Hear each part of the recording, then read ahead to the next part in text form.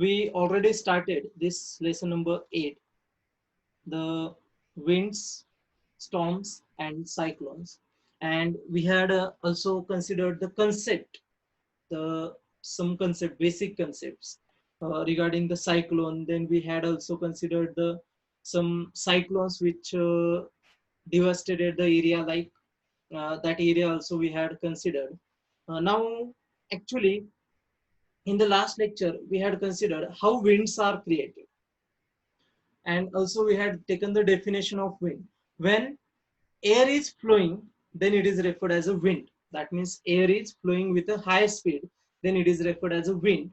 And how those wind currents are developed, that actually that concept we have seen in the previous lecture. But in this lecture, we are going to consider how they are generated on the earth, because we have considered those concepts for a smaller purpose or at a smaller scale. But here we have to consider same concept to the larger scale. That means how wind currents are going to be generated due to the uneven heating on the earth. That fact we have to consider. That means we are going to apply the concept of wind current to the earth. Initially we had considered for a particular small region. Then we had understood the concept of wind currents, how they are generated. But here we are going to apply that concept to the larger scale, that means to the earth. Now, in this first point, we are going to consider uneven heating between the equator and the poles. That means how the heating is occurred on the equator as well as poles. Now, actually, this particular word, equator and pole, if we consider these particular two words, equator and poles, so these words actually you can better understand in the geography, because in the geography you have seen these two words, equator, poles. That means latitude, longitude, all these concepts you have seen in the geography, which is the actually geographical position of a particular area on the earth, which is referred as a latitude and longitude, and they are generally measured with the help of equator and poles. So if we consider the equator, then equator is actually the central line. Equator is a central line which can be drawn on the earth. So it, if you consider the shape of equator, then it is circular. Circularly it is marked on the whole earth, and equator is divide the earth into two equal section. So, and after dividing that, we are getting the two poles, north pole and south pole. So you are familiar with this concept, which already you have learned in the geography. Now here we are going to consider again these equatorial region and polar regions, as we have seen in the previous chapter. For the adaptations for that particular region, we have considered the climate of that region, and as well as we had considered the animals which are adapted to that particular climate. So that is the different fact. But here we are going to consider the winds, wind currents which are generated at equator and poles. That factor we are going to study in this lesson. So instead of adaptations, we are going to consider the wind currents for equator and poles. Now we know that, or we had learned in the geography, or you had learned in the geography, that regions which are very close to the equator, regions which are very close to the equator, they are directly facing the sun. They are directly facing the sun, and due to which they are getting the maximum heat from the sun. Due to which they are getting the maximum heat from the sun. So if we consider the geographical position of equator, then these regions which are very close to the equator, they are getting the maximum heat from the sun, and due to which the temperature of that region is very higher as compared to the polar region. So if we compare it with the polar region, then temperature of these are very higher for the equatorial region. That means regions which are very close to the equator, they are getting the maximum heat from the equator, and due to which the air which is present in such regions means the regions which are very close to the equator, that air is also gets warm. That means its temperature is increasing. Its temperature is increasing. Its temperature is increasing. Now, as the air becoming warm, so we have seen that the warmer air is lighter than the cooler air. That means the air whose temperature is very low, the air whose temperature is very low, it is heavier than the air whose temperature is very higher. So that means their weight is very low. If we consider the warm air, then their weight is low. And we know that the substance whose weight is higher, it stays on the ground, and the substance whose weight is very lighter, it goes upside. That means it can flow in the air. That means it can go upside. So due to which the warmer air rises, that means it goes upside due to its weightlessness. So as its weight is very lighter, then it is moving upside. That means it is rises up, and as the warmer air rises up, then the cooler air, which is very heavier from the regions in the 0 to 30 degrees of latitude, built on the either side of the equator, they are moves in. So we have seen in the previous lecture that warmer air is moving upside. So here you can see like this. Suppose this arrow is showing the warmer air which is moving upside, and the cooler air which is present in the regions which are very close to the equatorial region. From those regions, the cooler air is taking place of that warmer air, and due to which this cycle is formed. So if you see, the cycle is formed. Warmer air is rising up, then cooler air is replacing that space. Again, due to the heat, that air is also warming, and again it goes rising. And so this cycle is continuously going on. As the temperature goes on increasing, air goes on upside, and then the cooler air will replace that place, and this cycle is going on. So here in this way, the warmer air is replaced by the cooler air which is present in the regions 0 to 30 degrees latitude, built on the either side of the equator. So this is happening in case of 0 to 30 degree latitude. Okay.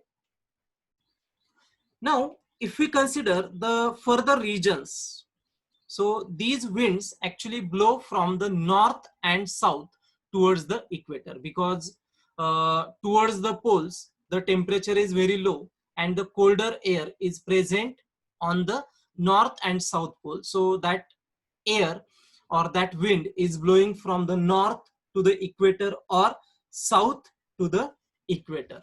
Then if we consider the polar region and the regions which are present at the latitudes about 60 degree.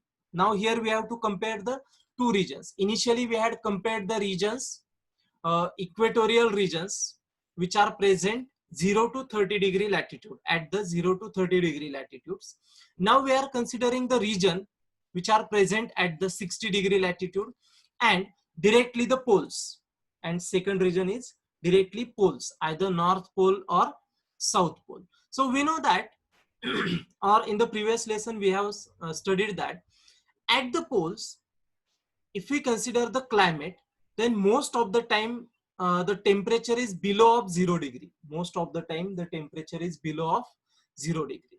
And if we consider the places which are present at the latitude of 60 degree, then the temperature at such regions, is near about 20 to 25 degrees Celsius, near about 20 to 25 degrees Celsius. So obviously the temperature which is 20 to 25 degrees Celsius, that is higher than the temperature which is at the poles, which is less than 0 degree. So that means here we can see that the air which is present at the latitude of 60 degree is warmer than the air which is present at the poles.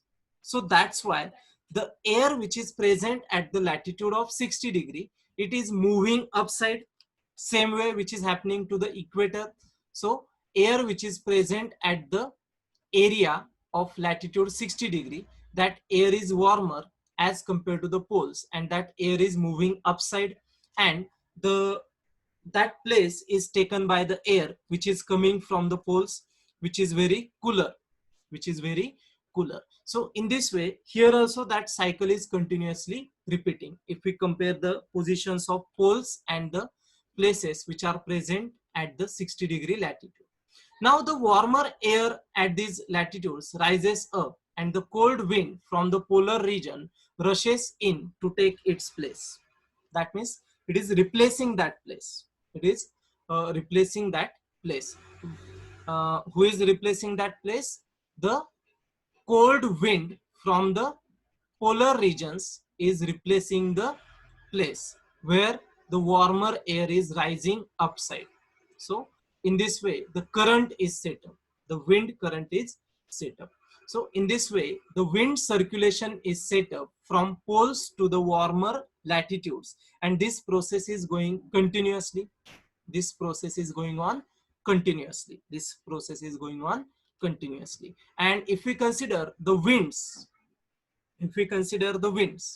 then they are flowing from north-south direction. How they are flowing? Either they are flowing from north to south, or they are moving from south to north. South to north. So if we consider the poles, suppose north pole is present upside and south pole is present downside, and the equator is present exactly middle of them.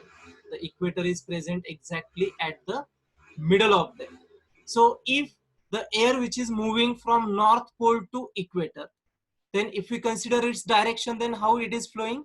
From north pole to south pole actually, though it is moving towards the equator, but its basic direction is going to be north to south.